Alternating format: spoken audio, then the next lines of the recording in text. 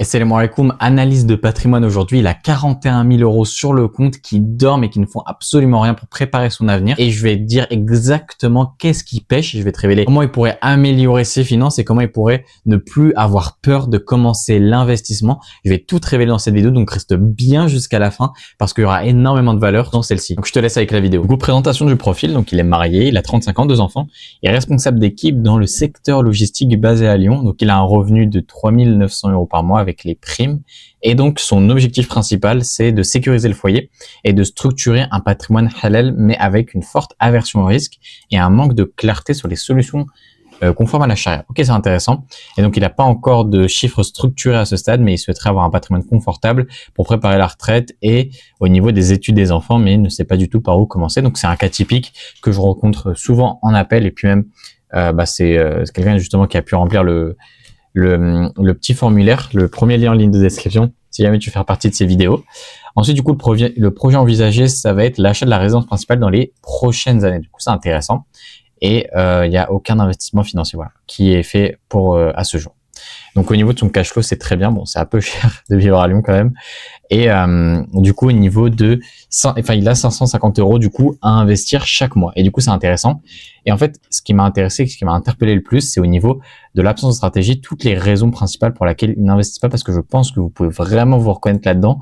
C'est vraiment le cas typique. C'est pour ça que je l'ai sélectionné aujourd'hui. C'est parce que c'est vraiment le cas typique du musulman moyen en France qui a peur d'investir et qui ne veut pas commencer à investir son argent. Donc, justement, on va y passer un petit peu au niveau de ces craintes-là, et je vais te montrer pourquoi elles sont pas fondées, ou alors comment justement les éviter, avoir un petit peu le point de vue nuancé de moi, d'un professionnel de la finance, tout simplement. Ok. Donc la crainte déjà de faire une erreur et le manque de connaissances en investissement, donc les deux sont assez liés entre guillemets, parce que le fait d'avoir peur d'investir, le sous-jacent, c'est parce que justement t'as pas beaucoup de connaissances et t'as pas vraiment beaucoup d'expertise justement dans ce domaine-là de l'investissement, et donc t'as peur de commencer, t'as peur de te lancer un petit peu au niveau de l'investissement, et c'est totalement normal, hein. Par exemple, là j'avais un client du coup qui investissait plusieurs dizaines, centaines de milliers d'euros, et donc au début, il est très frileux, donc on y allait petit à petit. On allait vraiment sur du 1000, 2000 euros au début, alors qu'il en avait vraiment beaucoup plus. Et une fois que justement il était à l'aise, c'est lui-même qui est venu me voir et qui m'a dit « Ok, Elias, faut que j'investisse le reste ». Pourquoi ? Parce qu'il a atteint ce stade d'autonomie et ce stade de compréhension des marchés, de compréhension de l'investissement et aussi de la familiarisation au niveau de la plateforme de courtage. Et en fait, avoir un petit peu cet univers-là, cette compréhension-là de tout le marché, c'est vraiment ça en fait qui va faire que tu vas commencer à bien investir. Et aussi, lui, il avait déjà fait une étape précédente, ça veut dire qu'il avait déjà investi en lui-même, dans ses compétences, parce qu'il avait rejoint le programme. Et donc, ça aussi, c'est quelque chose d'extrêmement important. J'ai remarqué aussi que beaucoup d'entrepreneurs, justement, qui ont l'habitude d'investir dans leurs compétences, d'investir dans eux-mêmes, et ben en fait, ils ont beaucoup plus de facilité, justement, au fait d'investir, justement, leur argent, tout simplement parce que c'est quelque chose en fait dans lequel ils ont l'habitude. Ils ont l'habitude d'investir. Et généralement, du coup, pour le salarié moyen, c'est très compliqué justement de comprendre ça, de comprendre un petit peu cet état d'esprit-là qu'il faut avoir quand tu investis.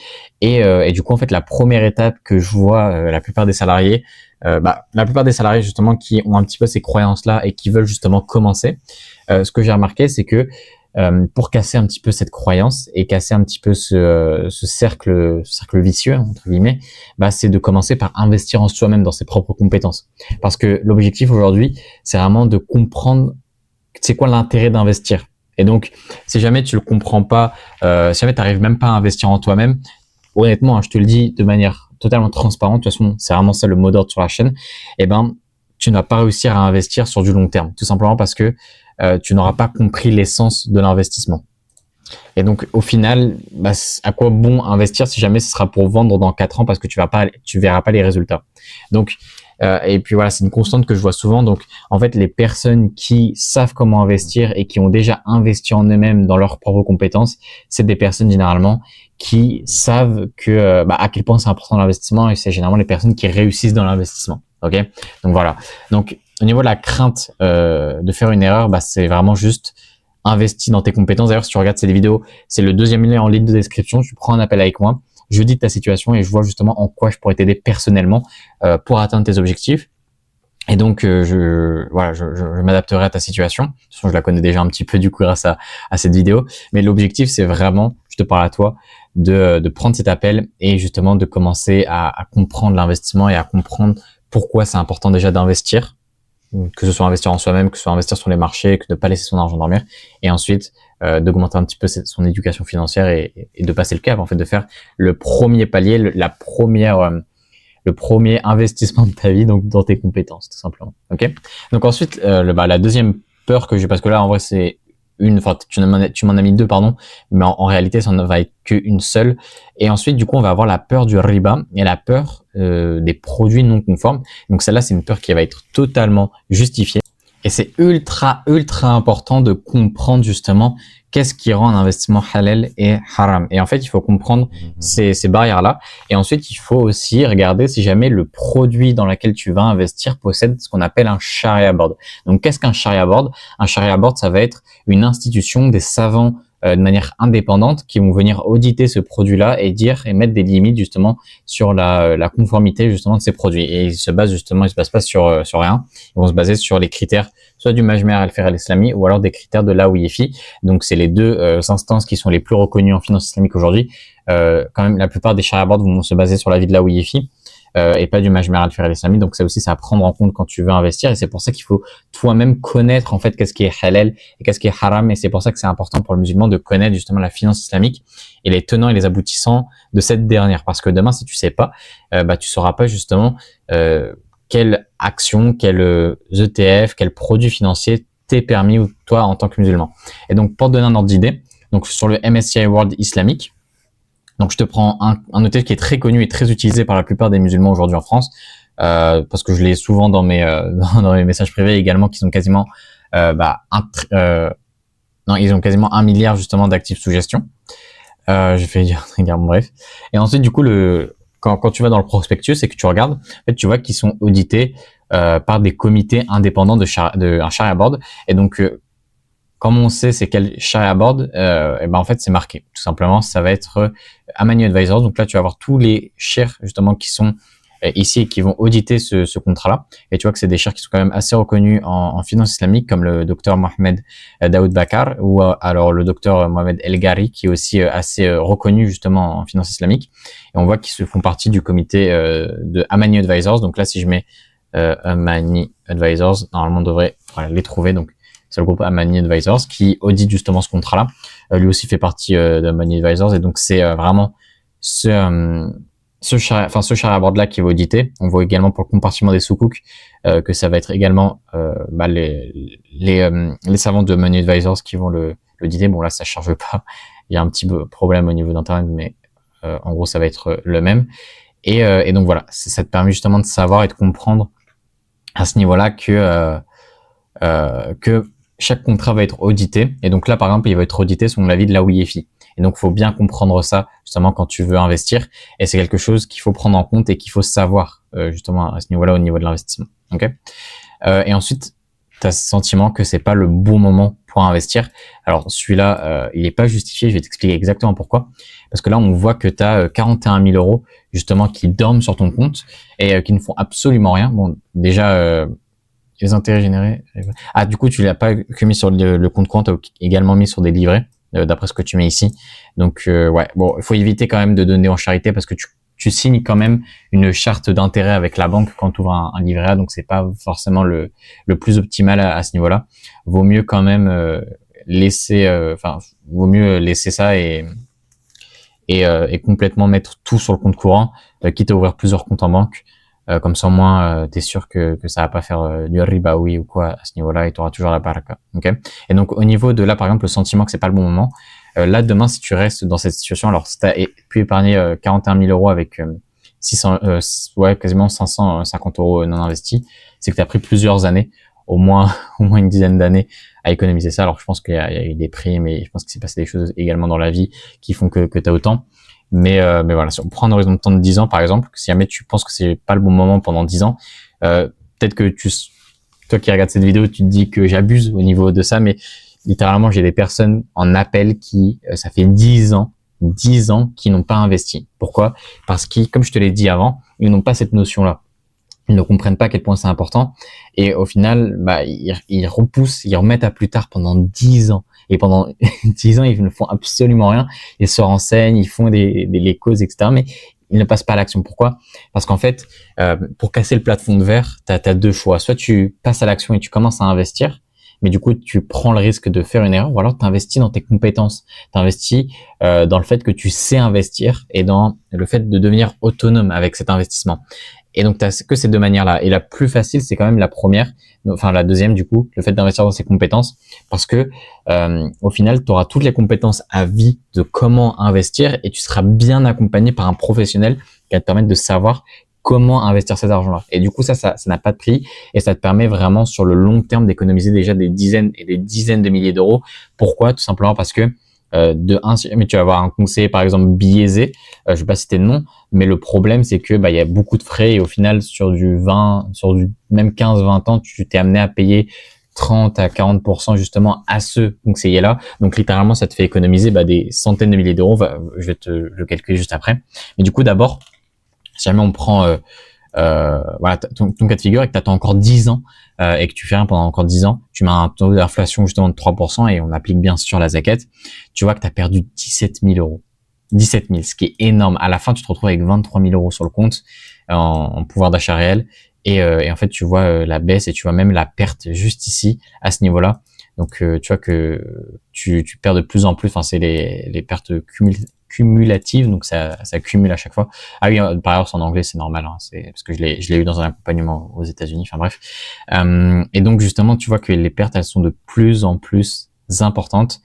Et c'est extrêmement, enfin c'est grave. Du coup, en fait, au final, tu t'es amené à payer 17 000 euros juste en ayant laissé ton argent dormir. Alors, je sais pas ça fait combien de temps que tu laisses cet argent dormir, ni l'évolution de ton épargne justement depuis cette période-là. Mais le problème, c'est que là, du coup, si jamais si tu ne fais rien, le problème, c'est que ça va faire ça. Et encore, là, j'ai été gentil. Par exemple, là, si jamais on met du coup 41 000 euros, bon, allez, t'as peut-être du coup un bon matelas de sécurité, vu que t'as deux enfants, on dira que t'as un matelas de sécurité de 10 000 qui est très généreux, avec 550 euros. Alors, tu m'as dit que tu voulais préparer du coup la retraite plus les études des enfants. Donc là, t'as 35 ans. On va dire que tes objectifs vont être atteignables, allez, on va dire à 55 pour être large et pour être vraiment pointilleux. Après, on pourrait mettre bien sûr moins en fonction. Il faudrait calculer et savoir vraiment précisément ce dont tu auras besoin. Mais vu que tu n'as pas mis d'objectifs chiffrés à ce stade, ce qui est totalement normal, hein, je pense que tu débutes dans ce domaine-là, et l'objectif, ça va vraiment être de comprendre un petit peu tout ça. Donc 35, si jamais on va jusqu'à 55, ça fait 20 ans. Donc on va partir sur un horizon de temps de 20 ans. Le taux de croissance, du coup, c'est le taux de croissance du marché des 180 dernières années, donc entre 8 et 10% par an. Ok. Et donc tu vois que ça te fait 120 000 euros, donc 620 000, pardon. Donc toi, tu as mis 660 euros de ta poche, pardon, et tu as eu une croissance de 450 000. Et donc si jamais, bon, je vais pas le faire, hein, mais en fait, on pourrait voir ça aussi comme un coût d'opportunité. Ça veut dire que là, littéralement, si tu n'investis pas aujourd'hui, le coût d'opportunité est littéralement de 458 000 euros. Ça veut dire que tu perds 458 000 euros juste parce que t'es pas passé à l'action, juste parce que t'as pas commencé à investir. Et donc en fait, c'est ça aussi le fait de penser qu'il y a un bon moment pour investir, c'est que il n'y a pas de bon moment. Là, je vais te prendre du coup au niveau de TradingView, donc le S&P 500, hein, qui est l'indice boursier global mondial.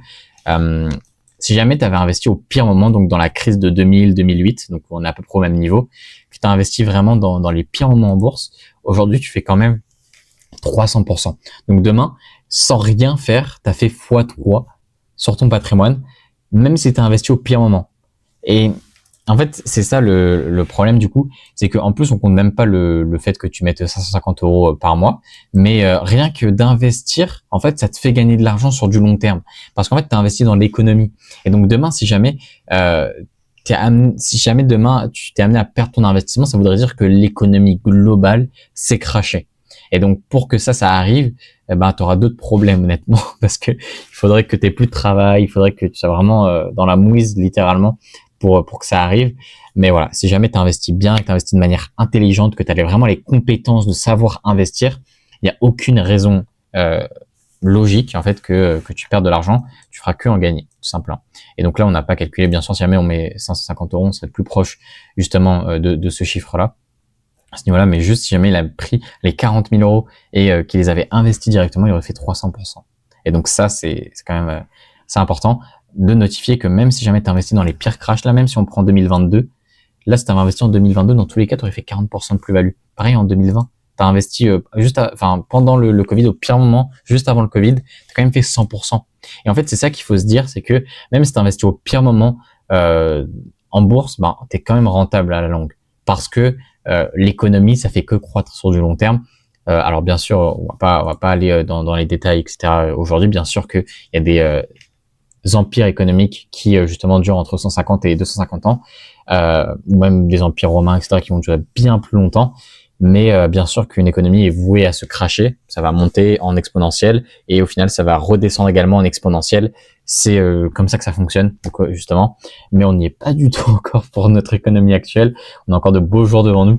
Ça fait que 100 ans que les États-Unis sont la première puissance mondiale, donc on a encore beaucoup de temps. Ils sont encore la première réserve de monnaie du monde. Ils sont encore la première puissance économique, militaire, etc. Donc en fait, on a encore beaucoup de marge à ce niveau-là pour que on soit en déclin, et on n'est pas du tout encore dans cette période de déclin. Donc il n'y a pas de bon moment. Le bon moment, c'est aujourd'hui. Le meilleur moment pour avoir planté un arbre, c'était il y a 20 ans, et le deuxième meilleur moment, c'est aujourd'hui. Voilà, tout simplement. À ce niveau-là. Donc voilà, pour répondre un petit peu à ce profil du coup de 35 ans, pardon, j'allais dire 32, de 35 ans avec 2 enfants. Honnêtement, si je devais te donner un conseil, c'est de commencer l'investissement. Et encore mieux, franchement, si jamais je devais te donner un autre conseil, c'est juste de prendre un appel avec moi. Je pense que ça sera beaucoup plus facile justement pour toi déjà de commencer. Et ensuite, de commencer peut-être petit à petit, déjà ouvrir le compte d'investissement, parce que là, du coup, tu m'as pas fait part de tes comptes d'investissement, mais je pense pas que tu en aies déjà ouvert. Mais ça serait déjà un bon pas en avant déjà d'ouvrir un compte d'investissement et de regarder un petit peu comment ça fonctionne. Et je pense que ça va déjà te débloquer quelques notions un petit peu. Et ensuite, forcément, prendre un appel. Et je pense que là, en fait, ce qui te bloque, ça va vraiment être les connaissances et l'éducation financière.